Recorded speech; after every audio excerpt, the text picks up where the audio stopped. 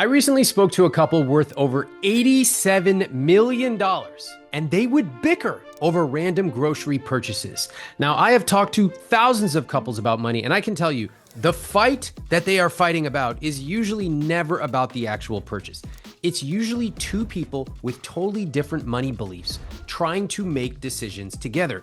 A lot of couples actually never learned how to talk about money until there is a problem. So today I'm breaking down the biggest money red flags I see in relationships and how financially healthy couples handle these conversations differently. Let's get into it. Money red flag number one, you only talk about money when there's a problem. One thing I notice with couples and money is that their conversations are almost always reactive. Something goes wrong with money, and then suddenly they have to talk about it. Like somebody overspent, or a bill came in, or they need to figure out if they can afford to send their kid to some activity. And after you react to money over and over, your brain starts associating money with stress because the only time you talk about it is when something bad is happening. You know, if every money conversation becomes, why'd you buy this? Or can we afford that?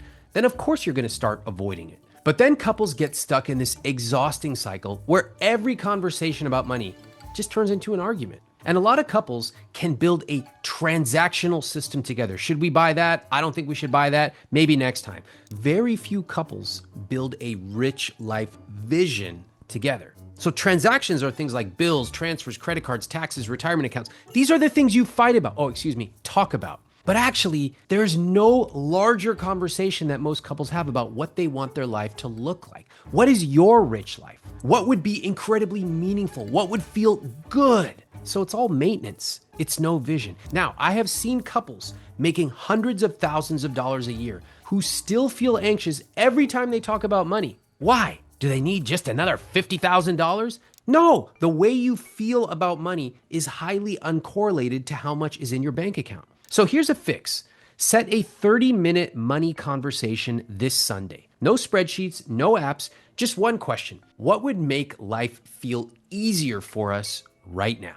That's it. Let me give you a quick little exercise. When you are talking about money with your partner, if there is a pie chart, what percentage is negative and what percentage is positive?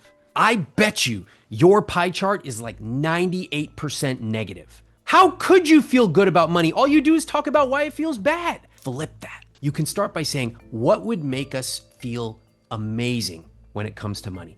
What is one tiny thing we could buy with money for under $10 that would feel incredible? What's one way we can change the way we talk about money? For example, instead of, oh, we gotta deal with these bills, you say, we get the opportunity to work through our finances together. What a gift. That is how you start to shift that pie chart day by day, percentage by percentage, so you can actually start to feel good about money. Money red flag number two, one person becomes the money person.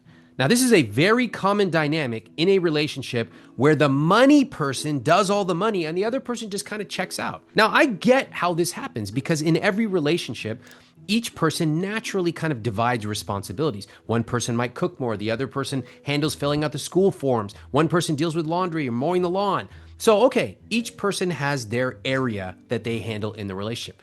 But guess what? Money is different. Money cuts across everything. Money affects where you live, what your kids' education looks like, whether you have to stay at a job you hate, if you can help your parents, when you can retire. Money is much closer to raising children than it is to emptying the dishwasher. And I guarantee almost none of you would say, oh, they're the kid person in this relationship.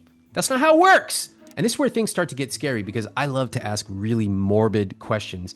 So I'll ask something like, okay, you both love each other. That's evident. Now, what if your partner got hit by a bus in a grisly accident tomorrow? Would you know where the mortgage gets paid from?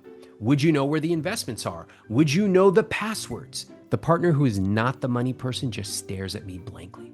And I need you to listen, especially women watching this, because there's a huge epidemic of men who were the money person and they die and their wives are left helpless.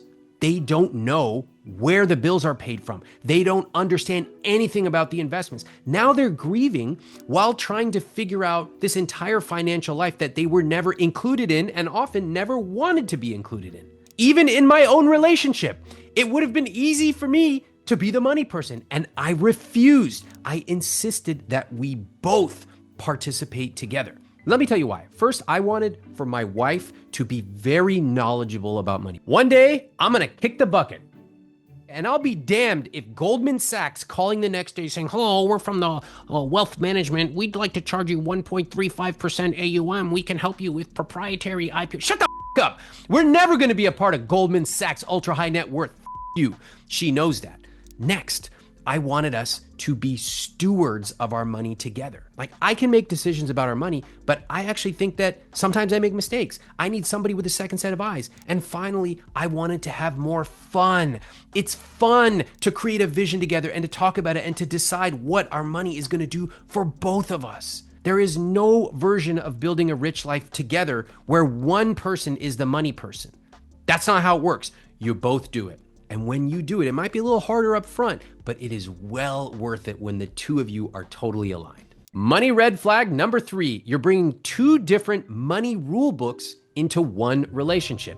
Can I just ask you a question? What is your philosophy about money? Wipe that disgusting drool off your mouth. You never even thought about this question in your life. I know it, because when I ask people, what's your philosophy about money? The sesame from the bagel they're eating just is dripping out of their mouth. They don't even know what I'm talking about. But guess what? You have a philosophy on food. You know what type of food you like, what type of food you don't. You know that you prefer to eat at 6:30 and not 8:30, and on and on and on. You have a philosophy around shoes in the house. Some of you are disgusting barbarians. You bring your filthy shoes in the house and you wear it. I don't understand why. I've even seen you wearing it on your bed. Disgusting, revolting. Get off my channel. But for the rest of you, you have a coherent philosophy around cleanliness and hygiene. How come you don't have a philosophy around money? Literally the thing that affects everything in your life, where you live, what you eat, if your kids have acne, it's everything. But you don't have a philosophy on that. I'm gonna tell you something. You actually probably do have a philosophy deep down, but you haven't consciously acknowledged it. That's because every person enters a relationship with totally different money beliefs that are often invisible to themselves. And a lot of people don't even realize these scripts. That's why I call them invisible scripts. Because couples never explore these deeper beliefs, they often have these strangely repetitive fights that don't really seem to make sense on the surface. Like, I got this Instagram DM once from somebody who said, can you help me get my husband to stop buying iced tea every day? So I was like, this is an interesting DM. I think I'm gonna respond. And I said, what's your household income? She gets very quiet, but you know, I love to pry, so I got the answer. They make about $600,000 a year living in Manhattan. And immediately you realize this is not actually about the iced tea. If you dig beneath the invisible scripts, for him, the iced tea probably means I work hard, we make tons of money. Why are we even talking about this? We can pay for the iced tea with the interest on our savings. For her, iced tea might represent waste and scarcity. Maybe she grew up in an immigrant household where you don't do that, you do it yourself. And this is the part that so many of you are missing. If you never investigate the meaning beneath the fight, you're gonna spend the next 25 years arguing about iced tea. What a waste of your life. You are not actually fighting about the expense at Target or the gas station or beef jerky, or should you buy your kid that extra toy.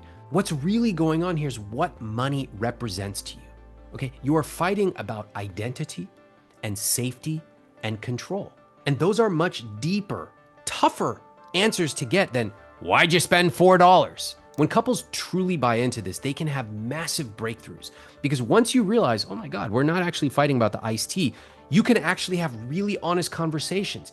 Here's how I grew up with money. Here's what money means to me. Here's what would feel joyful, and here's what scares me. For a lot of people watching, especially men, have you ever thought about what scares you? I had a friend who used to run a magazine on fear, and she wanted to interview me. And she's like, you know, I want to know what scares you. What makes you feel fear? I was like, fear? Fear. But I thought fear meant physical fear, like a lion is coming to eat me. That type of fear. But there are lots of other kinds of fears, aren't there? Fears that I'm not going to live up to my potential. Fear that my stupid friend from high school is doing better than me. Fear that I'm never going to be able to travel the way that I see on Instagram. Or fear that my partner doesn't really respect me. Couples who dive deeper into these concepts of fear and shame and identity, they can come to actually understand each other. And that is such a beautiful breakthrough. Now, this next part is where couples usually realize they've been trying to budget better when the real issue is they never actually built a shared vision for their life in the first place. Money red flag number 4, you have no shared vision. Some of you might be wondering, why did I just almost vomit in high resolution on this video? Well, let me tell you why.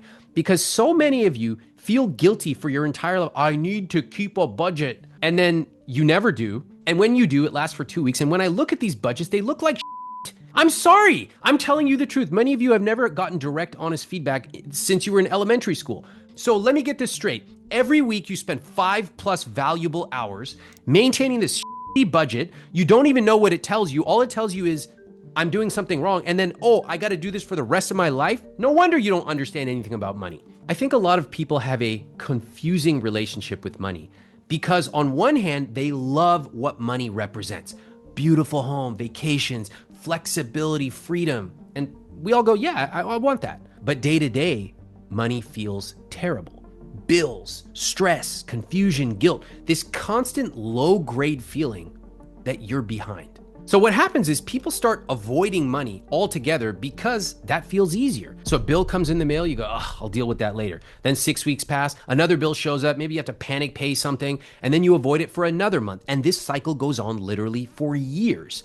Most people only deal with money when they have to. Can you imagine talking about your kids like that? Oh, this annoying little shit. Oh my God, put a diaper on him. All right, fine. Let's deal with him in another 3 weeks. First of all, you're a negligent parent. But second of all, that's not how we talk about things that we love, things that we respect. People make a mistake in thinking that they need discipline. We just need to buckle down, stop spending this month. Look at my body language. Look at me restraining myself. You never simply restrained yourself to a rich life. You notice that? I'm gonna tell you something about money that very few other people have told you. Your problem is not a budget. Your problem is probably not simply discipline. But one real problem is that you have no powerful vision of what money is supposed to be for you. You don't have a reason of why you should actually engage with your bills. You don't have a vision of what money is supposed to get you. You just think it's a series of mere transactions. What a boring life. You know, I've talked to couples who have been talking about the same trip to Italy for literally 15 years. And every summer it's like, maybe next year, oh, the kids are busy. But they never actually build the system or the conversation that would make it actually happen. They don't have a powerful vision because they just say, trip to Italy. Look at how one-dimensional that is. Look, it's one-dimensional. There's not 3 dimensions. What's a 3-dimensional? Look at this beautiful bottle of perfume I got from Mexico City or Cologne, whatever. 3-dimensional. I open it. Beautiful. I can smell it. I can feel it in my hands. Now, what if your vision for your trip to Italy or Thailand or India was that powerful? Hold on. I'm going to get in full on it. Beautiful. Now, as I talk, I'm thinking, I'm feeling, I'm smelling the type of trip that I want to take back to Mexico City again. I want you to go deeper on having a powerful vision of what a rich life would be. What does it look like? What does it feel like? What does it smell like? Now, your rich life does not have to be extravagant. Early on in my early 20s, one rich life vision I had was wanting to be able to take a taxi in August instead of sweating on the subway. Now, think about how I brought that vision to life. I felt that sweat on the back, just going down my back. I knew that you could see the back of my shirt all wet. Going down the subway, it's 150 degrees like an oven. Or getting out of a taxi with the air conditioning blowing on me and feeling really good. $10. That was my rich life when I started. Maybe your rich life is, I don't want to look at the price of blueberries at the grocery store. I want to pick it up, and as I pick it up, I want to say thank you. Maybe it's I want to travel for a month every summer, and I want to see water wherever we're staying. Beautiful. These specifics are different for everybody, and that's the point. What matters is being able to create a future together. Because once couples can do that, money stops feeling like punishment. It starts feeling like a tool for building something meaningful, something 3-dimensional. That is a rich life together.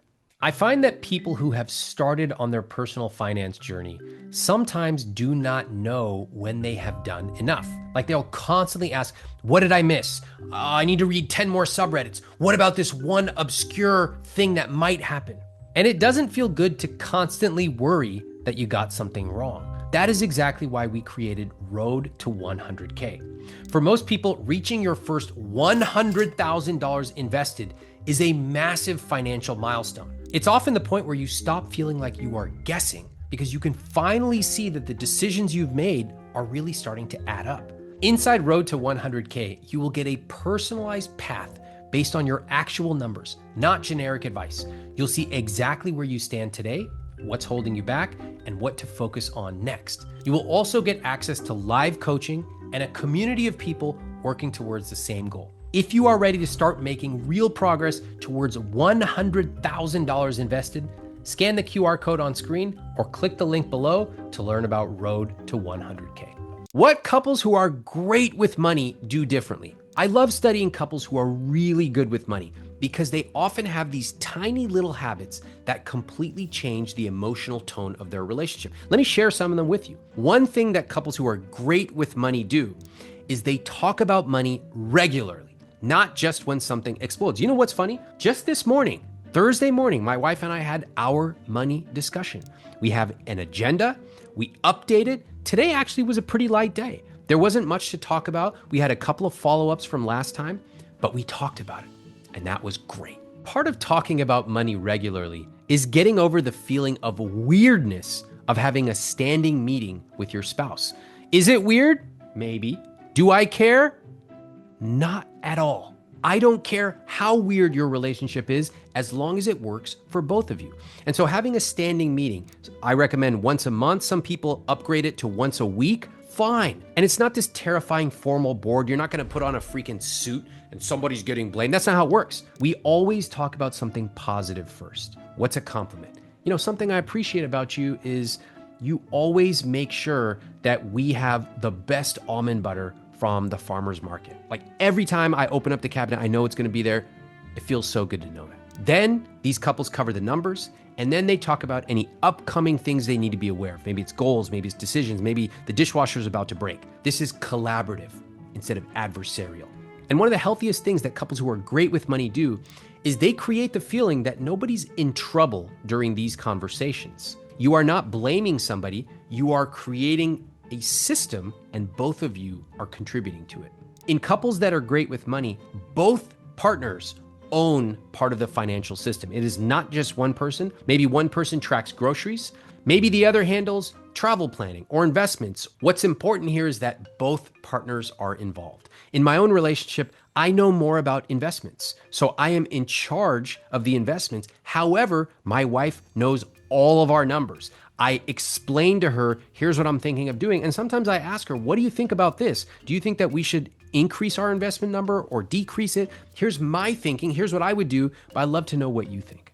Great money couples don't just manage finances. They create rituals. The one couple I know, they decided that every time they hit a big savings milestone, they ordered the most expensive dessert on the menu, no questions asked. Do you have a ritual with money?